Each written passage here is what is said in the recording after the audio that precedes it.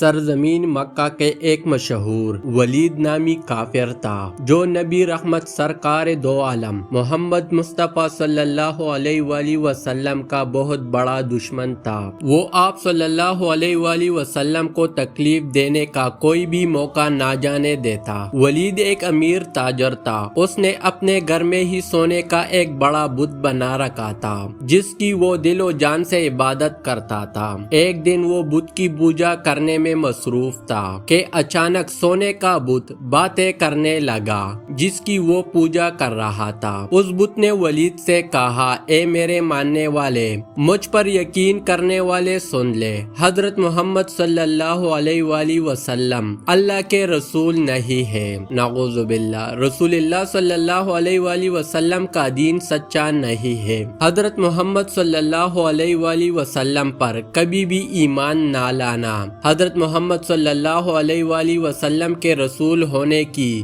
کبھی بھی تصدیق نہ کر لینا۔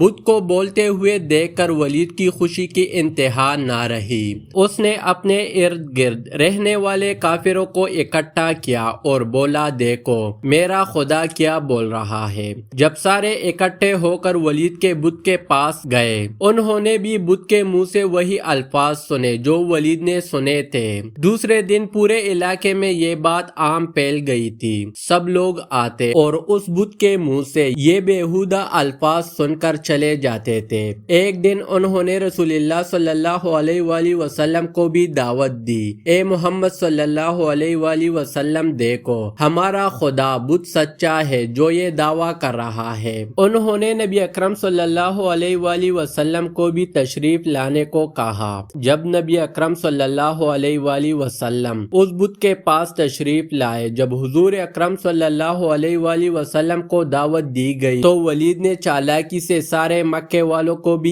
ایک میدان میں اکٹھا کیا تاکہ آج بت کے منہ سے یہ الفاظ سب سن لے اور پھر محمد صلی اللہ علیہ وآلہ وسلم پر جو ایمان لائے ہیں وہ بھی دوبارہ سے ہمارے خداؤں کو بوجھنے لگ جائے۔ لوگ میدان میں کھڑے ولید کے بت کے منہ سے مشرکانہ الفاظ سننے کے لیے بے تاب کھڑے تھے۔ جب بت نے رسول اکرم صلی اللہ علیہ وآلہ وسلم کو دیکھا تو اس نے نبی اکرم صلی اللہ علیہ وآلہ وسلم کی طرف اشارہ کرتے ہوئے کہا، اے لوگو، یہ حضرت محمد صلی اللہ علیہ وآلہ وسلم ہے، یہ اللہ تعالیٰ کے آخری نبی صلی اللہ علیہ وآلہ وسلم ہے، ان کا دین سچا دین ہے، قرآن پاک اللہ تعالیٰ کی آخری کتاب ہے۔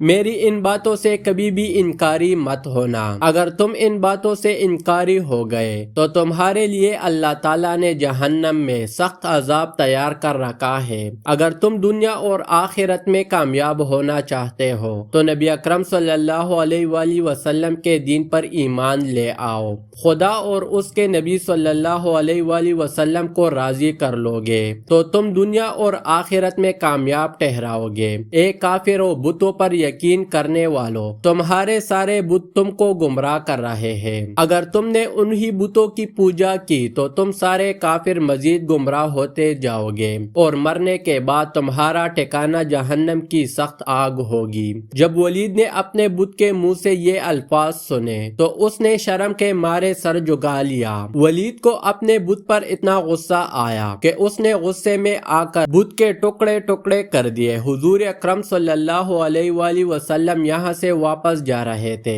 کہ نبی اکرم صلی اللہ علیہ وآلہ وسلم کی نظر ایک گھوڑے سوار پر پڑی جو بڑی تیزی کے ساتھ ہاتھ میں خون سے تر تلوار لیے نبی اکرم صلی اللہ علیہ وآلہ وسلم کی طرف آ رہا تھا۔ جب وہ نبی اکرم صلی اللہ علیہ وآلہ وسلم کے پاس آیا تو اس نے آپ صلی اللہ علیہ وآلہ وسلم کو سلام کیا۔ نبی اکرم صلی اللہ علیہ وآلہ وسلم نے سلام کا جواب دیا اور دریافت کیا کہ تم کون ہو؟ اس شخص نے جواب دیا، اے محمد صلی اللہ علیہ وآلہ وسلم، میں مسلمان جن ہوں، میں آپ صلی اللہ علیہ وآلہ وسلم پر یقین رکھتا ہوں، مجھے محین بن عابر کے نام سے پکارا جاتا ہے، میں جبلی طور میں رہائش پذیر ہوں، میں کسی کام کے لیے دوسرے علاقے میں گیا ہوا تھا، میں آج کافی دنوں کے بعد گھر واپس آیا ہوں تو میں نے خط دیکھا کہ میرے گھر والے کافی اداس بیٹھے رو رہے تھے، میں نے ان سب سے رونے کی وجہ دریافت کی تو انہوں نے جواب دیا